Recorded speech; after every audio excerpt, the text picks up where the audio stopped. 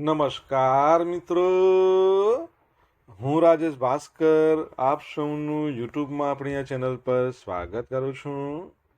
મિત્રો, આજે આપણે તારીખ 2 નવેમ્બર 2025ના કેટલાક મોસ્ટ ઇમ્પોર્ટન્ટ કરંટ અફેર અને અગાઉની પરીક્ષામાં પૂછાયેલા કેટલાક ઇમ્પોર્ટન્ટ પ્રશ્નો વિશે ડિટેલમાં ચર્ચા કરીશું, જે આપને આવનારી પરીક્ષા માટે ખૂબ જ ઉપયોગી સાબિત થશે. તો મિત્રો, આપ આ ચર્ચા સાથે જોડાઈ રહેજો અને વિડીયોને પહેલેથી લઈને છેલ્લે સુધી પૂરેપૂરો જોવાનો આગ્રહ રાખજો. તો ચલો મિત્રો, શરૂઆત કરતા પહેલા જણાવી દઉં કે જો તમારે આપણી આ યુટ્યુબ ચેનલને સબસ્ક્રાઇબ કરવાનું હજી પણ બાકી હોય તો ચેનલને સબસ્ક્રાઇબ કરજો, નોટિફિકેશન બેલ આઇકોનને પ્રેસ કરીને. અને જો તમને વિડીયો પસંદ આવે તો વિડીયોને લાઈક કરજો, પરંતુ તમારા જેટલા પણ મિત્રો જેઓ કોમ્પિટિટિવ એક્ઝામની તૈયારી કરી રહ્યા છે એ બધા મિત્રો જોડે આ વિડીયોની લિંકને શેર કરવાનું ભૂલશો નહીં. ચલો તો શરૂઆત કરીએ. સૌપ્રથમ જોઈશું અગાઉની પરીક્ષામાં પૂછાયેલા સામાન્ય વિજ્ઞાનના પ્રશ્નો, જેના જવાબો તમારે મને કમેન્ટ બોક્સમાં લખીને જણાવવાના છે. વિડીયોના લાસ્ટમાં જ્યારે હું તમને આ દરેક પ્રશ્નના જવાબ જણાવું ત્યારે તમારે ચેક કરવાનું છે કે તમે આપેલા પ્રશ્નોના જવાબમાંથી કેટલા પ્રશ્નોના જવાબ સાચા છે, અને જેટલા પણ પ્રશ્નોના જવાબ સાચા હોય એનો આંકડો તમારે કમેન્ટમાં લખવાનો કે 10માંથી આટલા સાચા છે. ડેઇલી જીકે ટેસ્ટમાં આપણે રોજ 10 પ્રશ્નો પૂછે છે, એમાંથી 5 પ્રશ્નો સામાન્ય વિજ્ઞાનના હોય છે. બાકીના જે 5 પ્રશ્નો છે એ ગુજરાતના ઇતિહાસના છે. તો તમે તમારા આન્સર આપો નીચે કમેન્ટ બોક્સમાં, અને હું આજના કરંટ અફેરનો પ્રથમ પ્રશ્ન છે એની શરૂઆત કરું છું. પ્રથમ પ્રશ્ન છે, તાજેતરમાં કયા જિલ્લામાં 4000 વર્ષ જૂની હડપ્પન વસાહતની ઓળખ સૌથી જૂની કારવાસરાય એટલે કે વેપારીઓ માટે જે કિલ્લેબદ્ધ વિશ્રામ સ્થળ હોય છે ને એ તરીકે કરવામાં આવી છે? તો જવાબ આવશે કચ્છ જિલ્લાની અંદર. એટલે સાદી ભાષામાં એવું કહી શકીએ કે હડપ્પીય સંસ્કૃતિ હતી એ વખતે જે વેપારીઓ હોય એ વેપારીઓ પોતાનો વેપાર કરવા જતા હોય ત્યારે એમને વચ્ચે રોકાવા માટે જે કિલ્લેબંધ જે કારવાસરાય હોય, તો આવા કારવાસરાય આપણને મળી આવ્યા છે 4000 વર્ષ જૂના, એ પણ કચ્છમાંથી. તો કચ્છ જિલ્લાના કોટડા ભાડલી ખાતે 4000 વર્ષ જૂની હડપ્પન વસાહતની ઓળખ સૌથી જૂની કારવાસરાય વેપારીઓ માટેના કિલ્લેબદ્ધ વિશ્રામ સ્થળ તરીકે કરવામાં આવી છે. આ શોધ દર્શાવે છે કે હડપ્પન સંસ્કૃતિમાં લાંબા અંતરના જમીની વેપાર માટે સુવ્યવસ્થિત માળખું હતું. મુખ્ય તારણો અને મહત્વ જોઈએ તો સૌથી જૂની વ્યવસ્થા છે. આ શોધ ભારતીય ઉપખંડમાં સંગઠિત વેપાર માળખાના ઉદ્ભવને 2000 વર્ષથી વધુ પાછળ ધકેલે છે. આ માળખું છે ને એ વિશ્વ વિખ્યાત સિલ્ક રૂટ, તમને ખ્યાલ હશે કે ચાઇનાથી લઈને મિડલ ઇસ્ટના દેશો સુધી વિસ્તરેલો સિલ્ક રૂટ 2000 વર્ષ જૂનો છે. એના કરતાં પણ આ 2000 વર્ષ જૂનું છે. કારવાસરાયનો હેતુ શું હતો? તો ઈસવીસન પૂર્વે 2300થી લઈ 1900ની વચ્ચે ગુજરાતમાંથી પસાર થતા કાંસ્ય યુગના વેપારીઓ અહીં રોકાતા હતા. આ કિલ્લેબદ્ધ સ્થળો એમના સામાન, પશુઓ, આશ્રય, ખોરાક અને સુરક્ષા તેને પૂરું પાડતું હતું.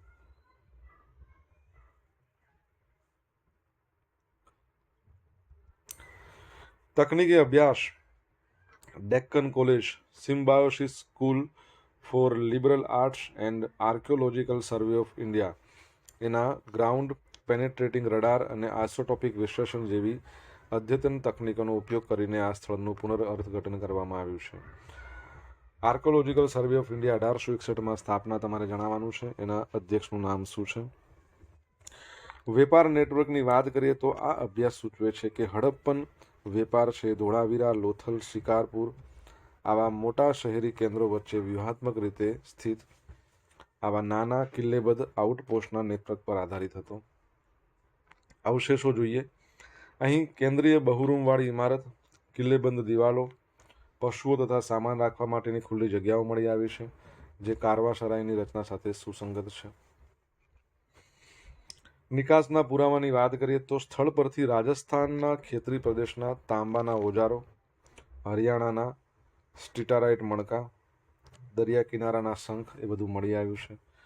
આ ઉપરાંત દરિયાથી 50 કિલોમીટર દૂર હોવા છતાં દરિયાઈ માછલીના હાડકાં મળ્યા છે, જે સૂચવે છે કે નાશવંત ખાદ્ય ચીજો એ પણ આંતરિક પ્રદેશોમાં પરિવહન કરવામાં આવતી હતી. બરાબર છે, તો એ યાદ રાખજો. આગળ વધીએ. દર વર્ષે પત્રકારો સામેના ગુનાઓ માટે મુક્તિનો અંત લાવવા માટેનો આંતરરાષ્ટ્રીય દિવસ ક્યારે મનાવવામાં આવે છે? તો જવાબ આવશે 2 નવેમ્બરના રોજ, એટલે કે આજનો દિવસ. તો પત્રકારો સામેના ગુનાઓ માટે મુક્તિનો અંત લાવવાનો આંતરરાષ્ટ્રીય દિવસ એ યુનાઇટેડ નેશન્સ દ્વારા માન્યતા પ્રાપ્ત આંતરરાષ્ટ્રીય દિવસ છે, જે દર વર્ષે 2 નવેમ્બરે મનાવવામાં આવે છે. આ દિવસ પત્રકાર સામેના ગુનાઓ માટે મુક્તિના સ્તર તરફ ધ્યાન દોરે છે, જે વૈશ્વિક સ્તરે અત્યંત ઊંચું રહે છે. 2 નવેમ્બર 2013ના રોજ માલીમાં પત્રકારોની હત્યાની યાદમાં આ આંતરરાષ્ટ્રીય દિવસ છે, એની તારીખ પસંદ કરવામાં આવી છે. આ મહત્વપૂર્ણ ઇવેન્ટ એમાં પત્રકારો સામેની હિંસા, ચૂંટણીની અખંડિતતા, જાહેર નેતૃત્વની ભૂમિકા એ અંગે ચર્ચા કરવામાં આવે છે.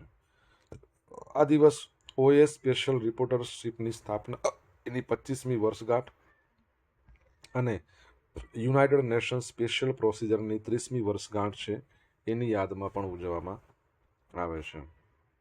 તો યાદ રાખજો. ઓકે. ફિડે ચેસ વર્લ્ડ કપની ટ્રોફી હવે વિશ્વનાથન આનંદ કપ તરીકે ઓળખાશે. 5 વખતના વિશ્વ ચેમ્પિયન રહેલા ભારતના ચેસના લિજેન્ડ વિશ્વનાથ આનંદ એમના સન્માનમાં ફિડેએ ચેસ વર્લ્ડ કપ 2025ની ટ્રોફીનું નામ બદલીને વિશ્વનાથન આનંદ કપ રાખવાની જાહેરાત કરી છે. આ જાહેરાત ગોવાના જે પંજીમ છે ત્યાં એક ભવ્ય સમારોહ હતો ત્યાં કરવામાં આવી હતી. કેન્દ્રીય રમતગમત મંત્રી મનસુખ માંડવિયા, ગોવાના મુખ્યમંત્રી પ્રમોદ સાવંત, ફિડેના પ્રમુખ આર્કોડી બ્રોકોવિચ એ બધા સમારોહમાં હાજર હતા. ડી ગુકેશ અને આર પ્રજ્ઞાનંદ મુખ્ય સહભાગીઓમાં સામેલ છે. હવે મેગ્નસ કાર્લસન છે ને ઓલવેઝ નંબર 1 પર, ફિડેના જે રેટિંગ આવે ને એમાં નંબર 1 પર. હિકેરુ નાકામુરા, એમણે આ વર્ષે ભાગ નથી લેવાના. 80 દેશોના 206 ખેલાડીઓ આ સ્પર્ધામાં ભાગ લેશે. તમને ખબર છે ને ગોવામાં યોજાઈ રહ્યો છે વર્લ્ડ કપ. ક્લાસિક ગેમ્સના 8 નોકઆઉટ રાઉન્ડ આમાં રહેશે અને world women's chess cup champion Divya Deshmukh, બરાબર છે, એમના દ્વારા ડ્રો ઓફ લોટ્સ એનું સંચાલન કરવામાં આવ્યું હતું. ફિડેની વાત કરીએ 1924માં એની સ્થાપના, બરાબર છે. 20મી જુલાઈ એટલે 20 જુલાઈને ચેસ દિવસ કહેવાય છે. હેડક્વાર્ટર તમારે કહેવાનું છે. આર્કોડી ડોકોવિચ એના અધ્યક્ષ છે અને વિશ્વનાથ આનંદ એના ઉપાધ્યક્ષ છે. તમને ખબર છે ચેસની શોધ ભારતમાં થઈ હતી. છેલ્લે તમને ખ્યાલ હોય તો દિવ્યા દેશમુખ છે, એમણે મહિલાઓમાં વર્લ્ડ કપ જીત્યો, બરાબર છે, ભારતના કોનેરુ હમ્પીને હરાવીને. તો એ યાદ રાખજો. અને એમણે પોતે પણ ગ્રાન્ડ માસ્ટર બની ગયા, એ પણ યાદ રાખજો. ભારતમાં ચેસના જે પ્રથમ ગ્રાન્ડ માસ્ટર કહેવાય એ શું નામ છે એમનું? વિશ્વનાથ આનંદ. અને ભારતમાં રમતગમતમાં જે સર્વોચ્ચ સન્માન આપવામાં આવે છે ખેલ રત્ન પુરસ્કાર, એ પણ સર્વપ્રથમ પ્રાપ્ત કરતા વિશ્વનાથ આનંદ, 1991-92. મિત્રો, વિડીયો પસંદ આવ્યો હોય, ભણવાની મજા આવી હોય તો વિડીયોને લાઇક કરો, તમારા મિત્રો જોડે વિડીયોની લિંકને શેર કરજો. આપણી બંને યુટ્યુબ ચેનલ રાજેશ ભાસ્કર 2 એને સબસ્ક્રાઈબ કરો, નોટિફિકેશન બેલ આઇકોનને પ્રેસ કરીને. જો તમારે ડેલી કરંટ અફેરની PDF જોઈતી હોય તો આપણી ટેલિગ્રામ ચેનલને જોઈન કરો. ડેલી કરંટ અફેરની PDF તમને મળશે અને પોલ્સ પણ રમવા મળશે.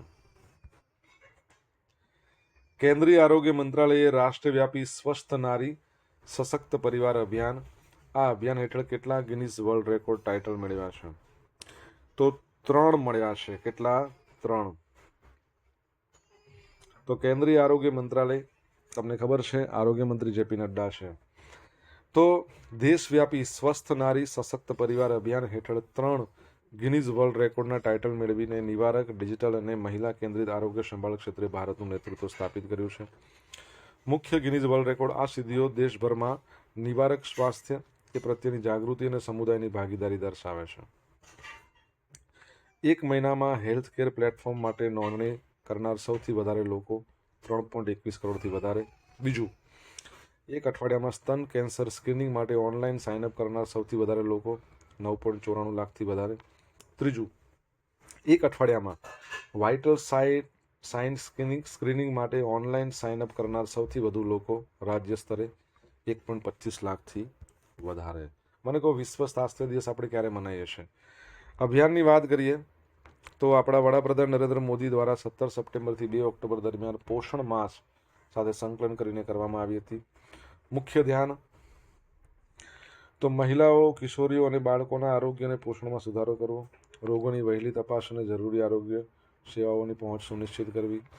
વડાપ્રધાનનો સંદેશ. વડાપ્રધાને ભાર મૂક્યો કે જો માતા સ્વસ્થ હશે તો આખો પરિવાર સ્વસ્થ રહેશે, જે વિકસિત ભારતના પાયા તરીકે મહિલાઓના કલ્યાણ અંગે સરકારની પ્રતિબદ્ધતા દર્શાવે છે. વિશાળ ભાગીદારી. આ અભિયાનમાં 19.7 લાખ હેલ્થ કેમ્પનું આયોજન થયું, જેમાં 11 કરોડથી વધુ લોકોએ ભાગ લીધો. સંપૂર્ણ સરકાર અને સંપૂર્ણ સમાજ એ અભિગમનું આ ઉદાહરણ છે. ઓકે,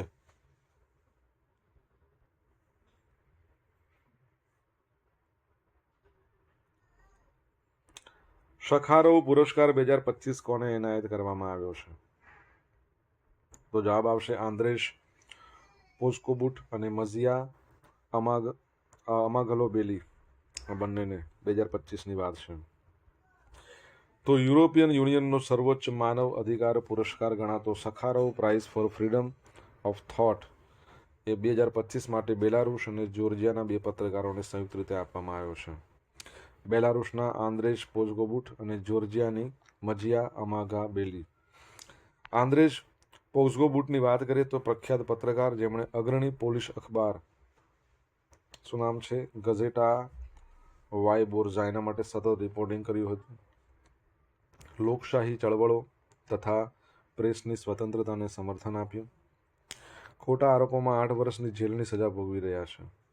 મઝિયા અમાગોલોબેલી, એમને જોર્જિયાના છે, એ પણ પ્રખ્યાત પત્રકાર અને સ્વતંત્ર મીડિયા સંગઠનના સ્થાપક છે. 2 સ્વતંત્ર જોર્જિયન મીડિયા આઉટલેટ્સની સ્થાપના કરી, સરકારી દમન સામે બહાદુરીથી રિપોર્ટિંગ કર્યું. ઓગસ્ટ 25માં પોલીસ વડાને થપ્પડ મારવા બદલ 2 વર્ષની જેલની સજા એમણે ફટકારવામાં આવી છે. સખારોવ પુરસ્કારની વાત કરીએ તો આ પુરસ્કાર યુરોપિયન યુનિયન દ્વારા આપવામાં આવતું સર્વોચ્ચ માનવ અધિકાર સન્માન છે. તમારા માટે પ્રશ્ન છે, યુરોપિયન યુનિયન અથવા યુરોપિયન કમિશનના અધ્યક્ષનું નામ શું છે? શરૂઆત થઈ ત્યાં પુરસ્કારની 1988થી યુરોપિયન સંસદ દ્વારા. નામકરણ સોવિયત વૈજ્ઞાનિક અને નોબેલ શાંતિ પુરસ્કાર વિજેતા આંદ્રે સખારોવની યાદમાં. આનો ઉદ્દેશ શું છે? માનવ અધિકારો, અભિવ્યક્તિની સ્વતંત્રતા, લોકશાહી મૂલ્યોના રક્ષણમાં અસાધારણ યોગદાન આપનાર વ્યક્તિઓ અથવા જૂથોને સન્માનિત કરવા. ઇનામી રકમ €50,000, આશરે 4.5 મિલિયન રૂપીસ. ભૂતકાળના વિજેતાઓ નેલ્સન મંડેલા, મલાલા યુસુફઝાઈ, ડેનિસ મુકવેગે વગેરે.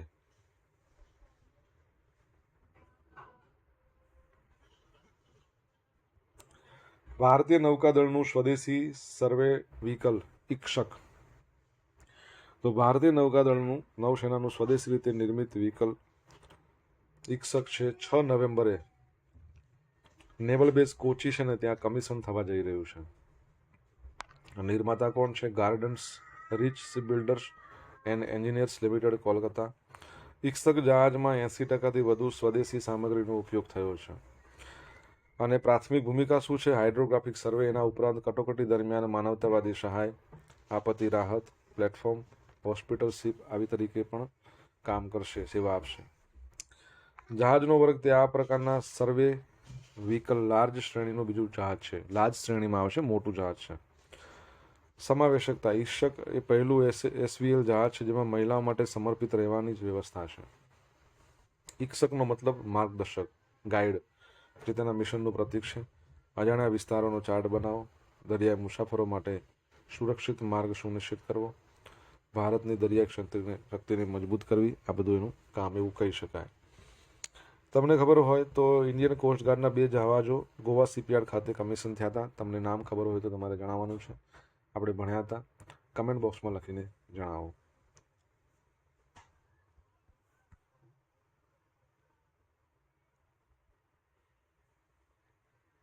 સોશિયલ મીડિયાના માધ્યમથી તમે મારી સાથે કનેક્ટ થઈ શકો છો. આપણું ઇન્સ્ટા આઈડી છે રાજેશ.i.ભાસ્કર. ફેસબુક આઈડી છે RI ભાસ્કર અને ટેલિગ્રામ ચેનલ છે રાજેશ ભાસ્કર, જ્યાં તમને ડેલી કરંટ અફેરની PDF મળશે અને પોલ્સ પણ રમવા મળશે. જો ભણવાની મજા આવી હોય તો વિડીયોને લાઇક કરી દો, તમારા મિત્રો જોડે વિડીયોની લિંકને શેર કરો, ચેનલને સબસ્ક્રાઇબ કરવાની બાકી તો સબસ્ક્રાઇબ કરો, નોટિફિકેશન બેલ આઇકોનને પ્રેસ કરીને. આત્યંતિક ગરીબી મુક્ત જાહેર કરનાર ભારતનું પ્રથમ રાજ્ય કયું છે? તો કેરળે એવું કીધું છે કે ભાઈ તે આત્યંતિક ગરીબીમાંથી મુક્ત થઈ ગયું છે. કેરળના જે CM છે પિનારાઈ વિજયન, એમને કેરળ પીરવી એટલે કેરળ રાજ્યનો સ્થાપના દિવસ જે હતો 1 નવેમ્બરના રોજ, ત્યારે કેરળને આત્યંતિક ગરીબી મુક્ત રાજ્ય જાહેર કર્યું છે. કેરળ આ પ્રકારની ઘોષણા કરનાર ભારતનું પ્રથમ રાજ્ય છે. આ જાહેરાત આત્યંતિક ગરીબી નિવારણ પ્રોજેક્ટ એના 4 વર્ષના અમલ પછી કરવામાં આવ્યું છે. વિવાદ પણ આમાં થયો છે. વિપક્ષ જે UDF છે એને આ ઘોષણાને ચૂંટણી પહેલાનો પોકળ પબ્લિસિટી સ્ટન્ટ ગણાવીને વિશેષ સત્રમાંથી વોકઆઉટ કર્યું. મુખ્યમંત્રીનો જવાબ: વિજયને વિપક્ષના આરોપોને નકારી કાઢ્યા અને EPEPને 2021માં લેવાયેલો નીતિગત નિર્ણય ગણાવ્યો છે. કેરળ કેપિટલ તિરુવનંતપુરમ છે, CM પિનારાઈ વિજયન છે, ગવર્નર તમારે કહેવાના છે, હાઈકોર્ટની કોચીમાં છે. પાણી બજેટ રજૂ કરનાર પ્રથમ રાજ્ય પણ કેરળ છે, એ તમને બધાને ખબર જ છે. અને કેરળના કોચીમાં ભારતમાં પ્રથમ વોટર મેટ્રોની શરૂઆત થઈ હતી. પોતાનું ISP છે કેરળની પાસે, બરાબર. કેરળ પોતે ISP ધરાવે છે. આ ઉપરાંત વાત કરીએ તો કેરળ છે એને પોતાનું OTT પ્લેટફોર્મ પણ છે, તો એ પણ યાદ રાખજો. ઓકે, આગળ વધીએ. તમારે કેરળના ગવર્નરનું નામ કહેવાનું છે. તમને આન્સર આવડતો હોય તો કમેન્ટ બોક્સમાં લખીને જણાવો. Dictionary.com એને વર્ડ ઓફ ધ યર 2025 કયો રાખ્યો છે? 67. તો Dictionary.com છે, એકચ્યુઅલી આને 67 તરીકે ઉચ્ચાર કરતા હોય છે જનરલી. ઉચ્ચાર શું થાય? 67. એને 2025ના વર્ડ ઓફ ધ યર ઘોષિત કર્યો છે. શું છે? હવે 67 એક નંબર જ છે, જે જનરેશન Gની ઇન્ટરનેટ સંસ્કૃતિને અર્થહીન જે સ્લેગ છે ને, બ્રેન રોટ, એનું પ્રતીક છે. એનો કોઈ સ્પષ્ટ અર્થ છે નહીં, માત્ર લાગણી, એક વાઇબ અથવા તો પંચલાઇન તરીકે વપરાય છે. ઉપયોગ સામાન્ય રીતે અનિશ્ચિતતા વ્યક્ત કરવા. તે ઇન્ટરનેટ પર ઝડપથી વાયરલ થયો છે. 2024ની સરખામણીમાં ઓક્ટોબર 2025માં એનો ઉલ્લેખ 6 ગણો વધ્યો છે. આ પ્રથમ વખત છે કે વર્ડ ઓફ ધ યર કોઈ વ્યાખ્યા આપવાને બદલે માત્ર લાગણી વ્યક્ત કરવા માટે પસંદ કરવામાં આવ્યો છે. આ પસંદગી દર્શાવે છે કે આધુનિક યુવા ભાષા અર્થ કરતાં પ્રદર્શન અને હાજરી વધુ મહત્વપૂર્ણ બની ગયા છે એમાં. ઓકે, હવે જોઈશું અગાઉની પરીક્ષામાં પૂછાયેલા સામાન્ય વિજ્ઞાનના પ્રશ્નો. પહેલો પ્રશ્ન: મધમાખી ઉછેરનું વિજ્ઞાન કયા નામથી ઓળખાય છે? તો એપીકલ્ચર. વાહન વ્યવહારના ધુમાડામાં નીચેના પૈકી કયા પદાર્થો હાજર હોતા નથી? એમોનિયા. સાપેક્ષવાદનો સિદ્ધાંત આપનાર વૈજ્ઞાનિક આઇન્સ્ટાઇન. ડિબેટવાળા સ્ટવમાં કેરોસીન નીચેનામાંથી પ્રવાહના કયા ગુણધર્મને કારણે ડિબેટમાં ઉપર ચડે છે? કેશાકર્ષણ. શુદ્ધ પાણી વિદ્યુત માટે કેવું હોય? અવાહક હોય, ઇલેક્ટ્રિસિટી પસાર ના થાય. અગાઉની પરીક્ષામાં પૂછાયેલા ગુજરાતના ઇતિહાસના પ્રશ્નો જોઈએ. પહેલો પ્રશ્ન: સિંધુ સંસ્કૃતિનું સૌથી મોટું ભારતીય સ્થળ કયું છે? ધોળાવીરા. એ ઓપ્શન આપે એમાંથી. પંચમહાલ ભીલ સેવા મંડળની સ્થાપના કોણે કરી હતી? ઠક્કર બાપાએ. શહીદ વીર કિનારીવાલા કઈ સરહદમાં ચળવળ થયા હતા? હિન્દ છોડો ચળવળ. ગુજરાતમાં નાયકા આદિવાસી ચળવળની આગેવાની કોણે કરી હતી? તો રૂપસિંહ અને જોગિયા ભગત. કચ્છમાં નીચે પૈકી કયા બેટમાં ધોળાવીરા છે? ખદીર બેટમાં. કયા બેટમાં? ખદીર બેટમાં. હવે ગઈકાલે પૂછેલા પ્રશ્નનો જવાબ જોઈ લે. પહેલો પ્રશ્ન: ગુજરાત સરકાર દ્વારા 2025-26 માટે ક્લાઇમેટ ચેન્જ એવોર્ડ્સ હેઠળ શૈક્ષણિક સંસ્થા શ્રેણીમાં પ્રથમ વિજેતા શાળા કઈ છે? પાલજ. તાજેતરમાં કોના દ્વારા ઉત્તર પ્રદેશના ઇન્દિરાપુરમ સ્થિત યશોદા મેડિસિટીનું ઉદ્ઘાટન કરવામાં આવ્યું છે? તો શ્રીમતી દ્રૌપદી મુર્મુ, આપણા પ્રેસિડેન્ટ દ્વારા. આજે પૂછેલા પ્રશ્નનો જવાબ જોઈ લઈએ. પહેલો પ્રશ્ન હતો આર્કોલોજીકલ સર્વે ઓફ ઇન્ડિયાના અધ્યક્ષનું નામ શું છે? તો યદુબીર સિંહ રાવત. સેકન્ડ પ્રશ્ન: ફિડેનું હેડક્વાર્ટર ક્યાં છે? લુસાને અથવા તો લાવશેન. ત્રીજો પ્રશ્ન: વિશ્વ સ્વાસ્થ્ય દિવસ 7 એપ્રિલ. ચોથો પ્રશ્ન: યુરોપિયન યુનિયનના અધ્યક્ષ કોણ છે? ઉર્સુલા વોન ડે ઉર્સેલા વોન ડેર લિયન. 5મા નંબરનો પ્રશ્ન, ઇન્ડિયન કોસ્ટગાર્ડના એક તો અજીત અને અપરાજિત આ 2 જહાજો ગોવા શિપયાર્ડમાં કમિશન થયા. 6થો પ્રશ્ન, કેરળના ગવર્નરનું નામ શું છે? રાજેન્દ્ર અર્લેકર. શું છે? રાજેન્દ્ર અર્લેકર. હવે જોઈશું ગઈકાલના કરંટ અફેરમાંથી પૂછેલા કેટલાક ઇમ્પોર્ટન્ટ પ્રશ્નો જેના જવાબો તમારે કમેન્ટમાં લખવાના. પહેલો પ્રશ્ન, 36મી all India postal athletics and cycling ટુર્નામેન્ટનું આયોજન ક્યાં થશે? સેકન્ડ, કયા દેશે પોસાઇડન નામનું ન્યુક્લિયર અંડર વોટર ડ્રોનનું સફળ પરીક્ષણ કર્યું? જવાબ આવડે તો કમેન્ટમાં લખજો. આ હતા આજના દિવસના કેટલાક મોસ્ટ ઇમ્પોર્ટન્ટ કરંટ અફેર. સાથે આપણે જોયું અગાઉની પરીક્ષામાં પૂછાયેલા ઇમ્પોર્ટન્ટ પ્રશ્નો એના જવાબોની સાથે. આશા રાખું બધાને ભણવાની મજા આવી હશે. મજા આવી હોય તો વિડીયોને લાઇક કરો, તમારા મિત્રો જોડે વિડીયોની લિંકને શેર કરજો. આપણી બંને યુટ્યુબ ચેનલ રાજેશ ભાસ્કર 2ને સબસ્ક્રાઇબ કરો, નોટિફિકેશન બેલ આઇકોનને પ્રેસ કરીને. તો મિત્રો thank you so much for watching this video. Have a nice day. Jai Hind, જય ભારત, જય જય ગરવી ગુજરાત.